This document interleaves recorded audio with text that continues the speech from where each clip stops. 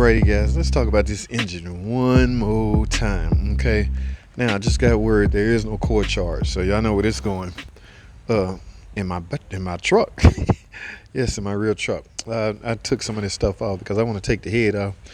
Now guys, this is no secret anymore. In the beginning it was a secret, but you guys are family. This is really how a lot of cats are removing the heads without removing the cover.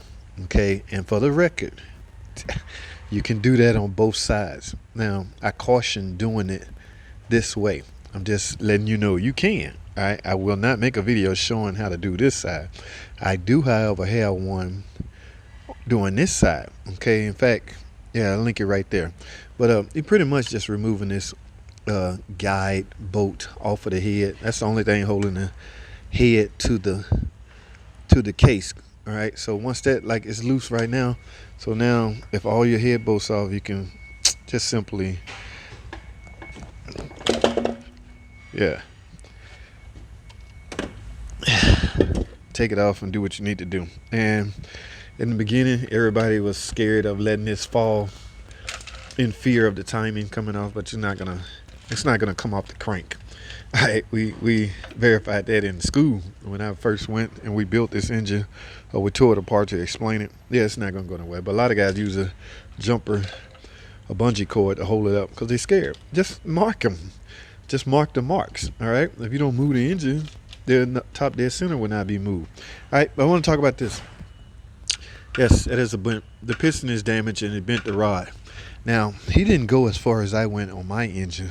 The one I had that was seized up, the suspense was killing me. I really wanted to know what was damaged and how. So I pulled the oil pan off of mine, and I got way into the bottom. And, well, I don't even want to talk about it. I'll let y'all look at it, how it was on a Caravan, seized up. Customer went through some water, blah, blah, blah, blah.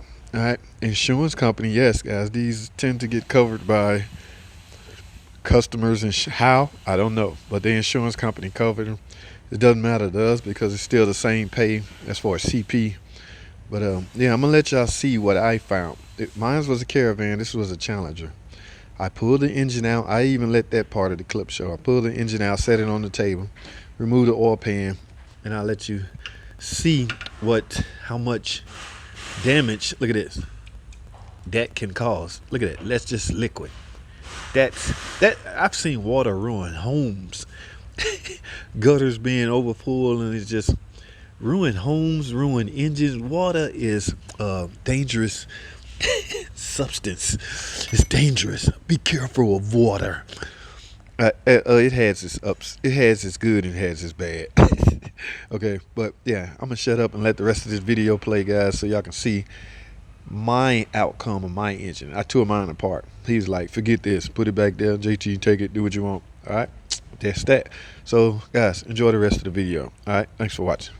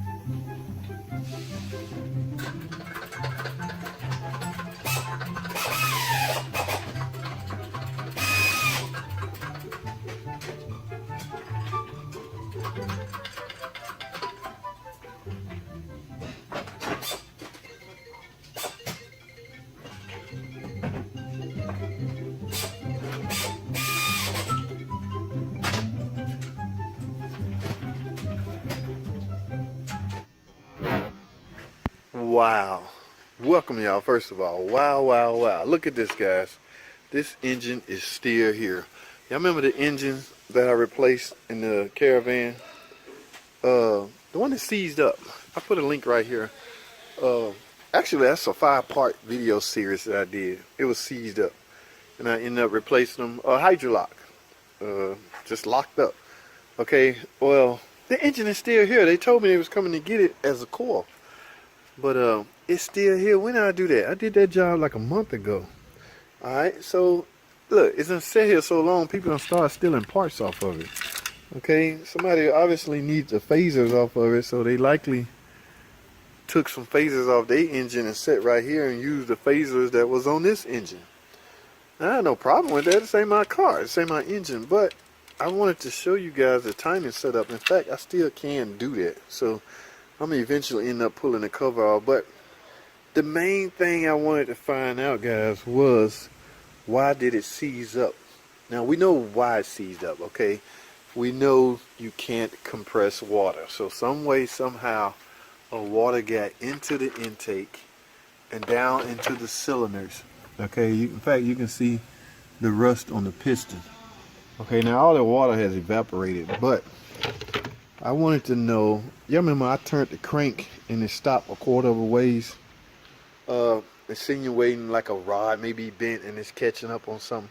Well, anyway, in the process of removing it, I remember now, guys, it had I had a hard time. You know, when you removing an engine out of a car, you got to separate it from the transmission. In order to do that, you have to turn the flywheel in order to remove the flywheel bolts. There's 4 on a particular car, any particular car, which means you have to rotate it. So if the engine was locking up, how was you able to remove the flywheel bolts? Well, I fought and got the engine to rotate in order to remove the torque converter bolts. Okay, which means I partially unseized it. But, hear me now, but there's something going on in the bottom end, and I want to know what it is. So what I'm going to end up doing is flipping this bad boy over and taking that oil pan off and taking a look at those rods, okay? Guys, I had canceled that off. Remember, that was the original plan, but I got away from that because I was told they're coming to get the engine as a core. Well, a month later, it's still here. So I'm gonna take y'all along for the ride with me, my subscribers. Love y'all, Brian. I'm gonna get this off. I'm gonna take the oil pan off, okay? And I can do the timing. That engine over there, I can do my timing demonstration on that. As far as removing the phasers and showing you how to set the timing up. Man, you're gonna also have to keep in mind all this stuff is done off the car, which means it's less difficult to do. On the car is fairly difficult. Wow, somebody had this cover off already. That is RTV in between there. Okay, guys, so we're gonna remove this oil pan, find out why this engine seized up. All right, right now I'm gonna go to a quick ad break, go gather up some tools, and we're gonna get started. So don't go anywhere. Stay right here. I will be right back.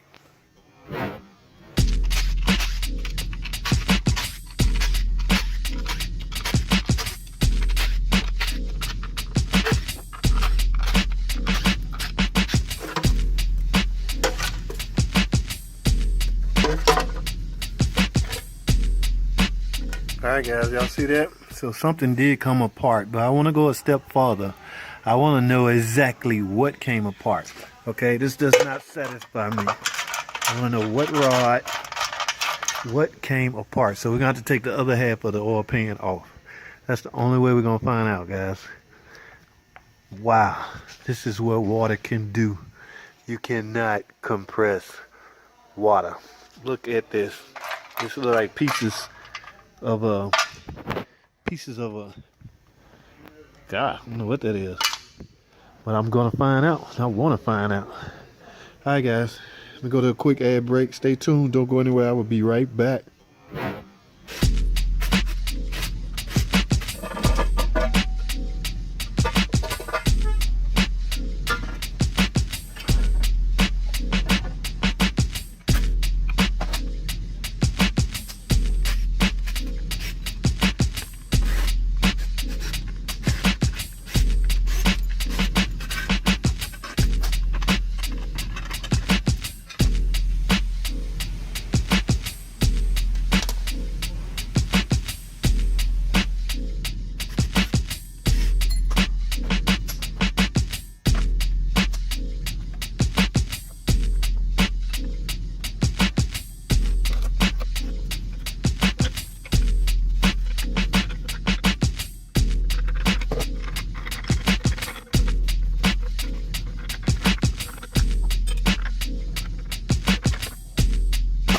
Alright guys, I got the rod out. As you can see, it is bent. So whichever one of you guys guessed the rod was bent, that's exactly what it was.